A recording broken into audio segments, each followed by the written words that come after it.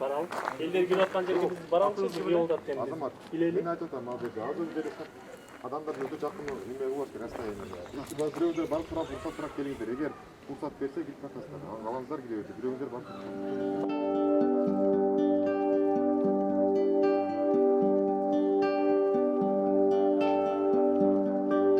Домдон неме кылдыңыздар? Домдон 70-домда. Шайлап койдум. Сиздерде азыр эме кылганда эртең шайлоого бүгүн бул жактан кетип койдуңуздарбы? Бүгүн бизде ушу жерде эле өтүп койду, эмне дегенде көз ажыздар бар, бүтө сиңгендар, ооругандар, урукчандар бар да. Буга чейин сиздерде ар бир үйгө кирип урналар менен шайлатчуңуздар, Ооба, шайлоочу. Бул сапар сиздерге жеңил болду, бул жакка киргенге кандай болчу? Жеңил эле болду, жакшы. Ыраазымын. Үйлөрдү кыдырган жок, Жок, жакшы эле. Буга чейин үйлөрдү кыдырып шайлаштыңыздарбы? Үйлөргө кирип чыкчу эле го. Чыкчу эле, нариге 6-подъездге көз көргөн киши бар. Ошого чыкты окшойт. Мен эми жүргөн үчүн, көзүм көргөн үчүн ошондой эле. Ошол жерге эле шайлап койдум, ошол жерде эле. Жакшы, ким шайланса ham Кудайым амат берсин. Силерге ham рахмат. Ишкилик кызмат кылып жүрөсүңөр. Рахмат. Тинчилик болсун. Журай бар Роза.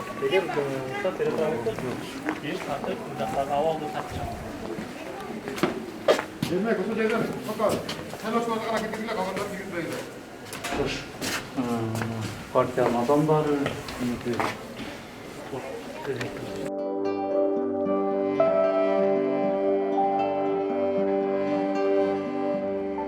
Жерде наблюдатель арызданат. Бул ким бул кирип алып туруп бизге тартып, давление кылып тартып атат. мен ошол наблюдательдердин көзүнчө үйдүн эсинен Кайсы наблюдатель? ошол анан жана Асейин деген бала чыкты. Ал меле дешет, ал жигитти жакшы билем. Жок. Кимден тарттыңыз? Кимден сурадыңыз? Мына представитель партиялар бар турат жерде. Келип үйдө хозяйындан сурадыңар. Туура. Анан кирдиңер дагы кирип шайлап чыккан адамды силер вопрос кылганга акыңар жок да. Ал кирип качанча эле бизге список келген. Алар арыз жазган, биз мүмкүнчүлүгүбүз менен бара албайбыз депчи. Ушундай ситуация менен ооругандар бар, баягында болгон. Атыңыз ким? Бизге алып келесиңер деген. Атыңыз ким? Назар. Назар мырза. Бул киши мен эмне деп сурап атам? Бул ал эжеден мен сурап атам, эже жакшынакай экенсиз. Сиздин мүмкүнчүлүгү чектелгендерге гана же карыгандарга деп айтышты эле.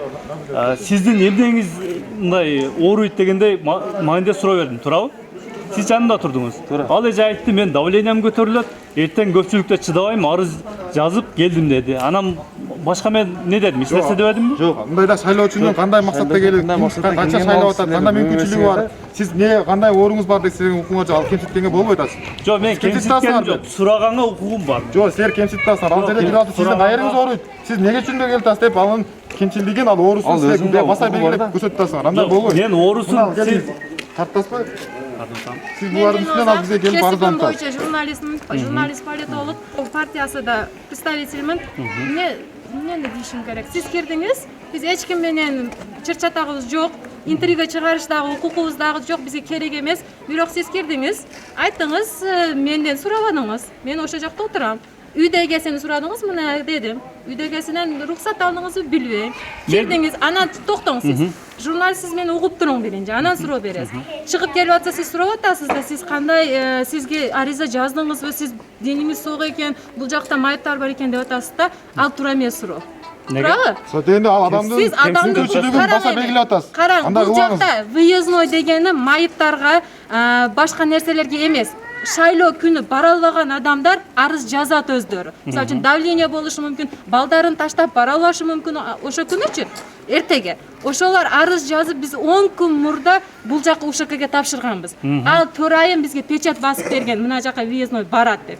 Ал жүрөбү, жүрбөйбү, дени сакпы, беременныйбы, ал түшүп өткөн укугу бар. Бул көз азиздер үй болгону менен бул жакта бир 30% дени сак адамдар жашайт. Алар дагы өзүнүн жазган укугу бар. Сүйлөп болдуңузбу? Эми сурооңуз берин. Дагы башкалар көрүп атат. Ошолордун көзүнчө сүйлөп коюңузчу. Азыр мен суроо мындай. Сиз байкоочусузбу же комиссиянын мүчөсүсүзбү?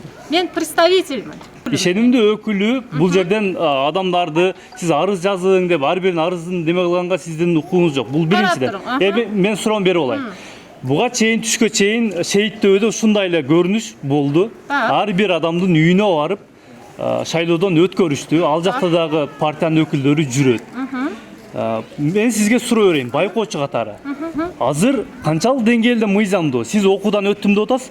Ушул жердеги адамдарды бир жерге чогултуп шайлоодон өткөрүп атыптыр. Канчалык деңгээлде мыйзамдуу? Эми карап, биз келип, мына жерде домком менен, биз өзүбүздүн ар жактагы домкомдор менен, бизди комитеттер менен келип, ал аке бизге айтты. Мына үйдү даярдап койдук. Ушул жакта жүрүп чыга тургандар түшүп өтсүн. Биз сиздерге шарт кылып койдук деди. Биз алар менен келишилген алда биз кыйналсаңар биз үймө үй чыгайлык десек, жок, бир үйдү өтүп алгыла, анан майыттар бар, честно жүрө албай турган, ошолорго чыгып өтөсүңөр деди. Биз ал келишимди мына не только мен, бардык комитеттер мына жакта жүргөн бардык байкоочулар укту.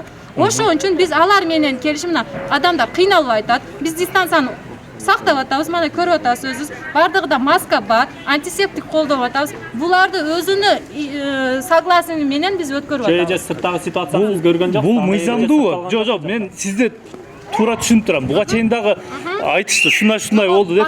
Бул канчалык мыйзамдуу? Ошону гана мыйзамдуулугун гана сурап атам. Сиз эми айтпай салыңыз канчалык мыйзамдуу? Эми мыйзамдуулугу, мен азыр мыйзамды буздук, биз өткөрүп атабыз деген жокмун, дебейм. Потому что биз келип, мына сиз келип дагы биз менен сурашып, мен өтө берейинби десеңиз, биз майли тарта бер десек, ал мыйзамдуу болот эле. Туурабы? Сиз мыйзамды буздуңуз биринчи, кирип эч кимден сурабастан, же аты жөнүнү билбейсиз. Эми биз азыр мыйзам бузуу жок бул жакта. Мына укук коргоо өкүлдөрү бардыгы турат. Бардык партиянын адамы турат. Бул жакта эч кандай мыйзам бузуу болгон жок. Азыр дагы бир суроо эже. Мен буга чейин БШКнын өкүлүнөн сурадым да. Ушул эле суроо чейттөөдө дагы чыкты. БШКнын атайын өкүлү бар, Ошто Расул Кадыров деген. Ал киши айтты, БШКнын мүчөлөрүнүн эч кандай уруксаты жок. Уруксат мындай тарткан укугуң бар аларды. Сен ошол шайлоо болуп жаткан үйдөн гана сурап койсоң болду. Анан сен ары жагына кире албайсың. Шайлоо кимди шайлап жатат, эмне кылып жатат, дагы менин ишим жок.